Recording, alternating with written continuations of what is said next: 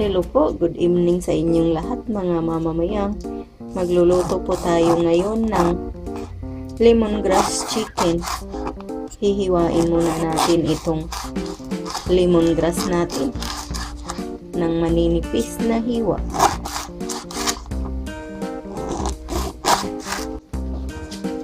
Ito na po ang mga ingredients sa ating lemongrass chicken. Unang-una, manok. Tapos lemongrass, sibuyas na pula, bawang, red bell pepper, tsaka 1 tablespoon na brown sugar, patis,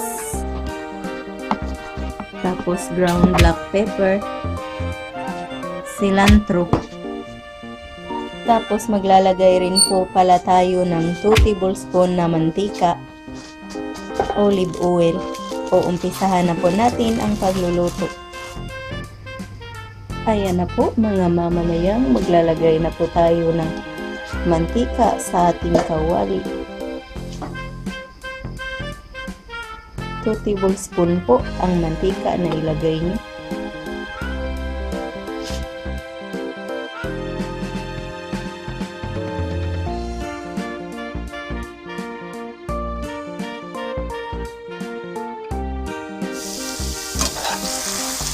Haluin lang po hanggang sa mag-brown ang ating manok.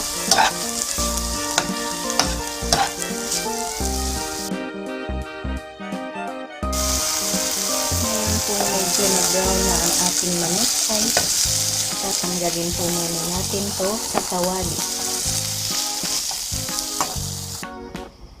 Maglagay po tayo ulit mga mamamayang ng mantika na konti sa ating kawali. Pagkatapos po ay ilagay po natin itong lahat ng ating mga ingredients.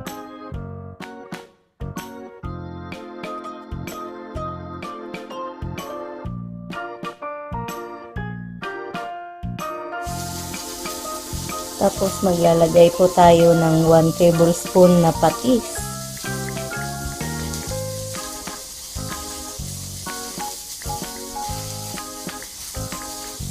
I mean 2 tablespoon pala.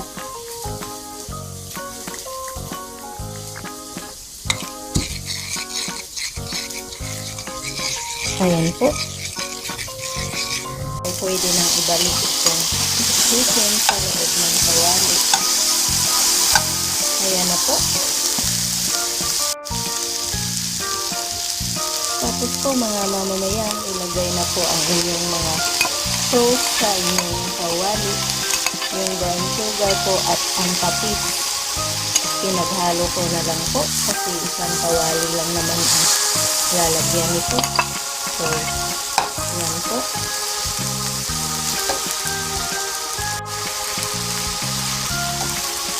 Hahaluin lang po natin mabuti.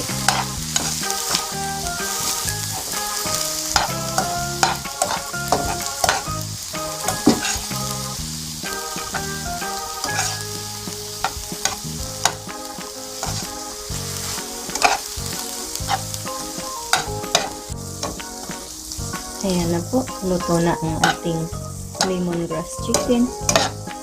Tatanggalin ko lang po ito at ilalagay sa plato.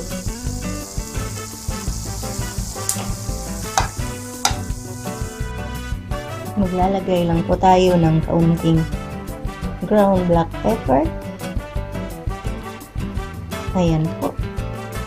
Tapos maglalagay din po tayo ng konting cilantro. Masarap po ito kasi ang bango-bango. Ayan na po ang ating lemongrass chicken. Luto na po ito. Maraming salamat po sa inyong panunood. Sana po nakuha nyo ang reseping ito. Sana mag-like at mag-subscribe kayo. Ito po ang inyong Ate Mayang na nagsasabing mabuhay.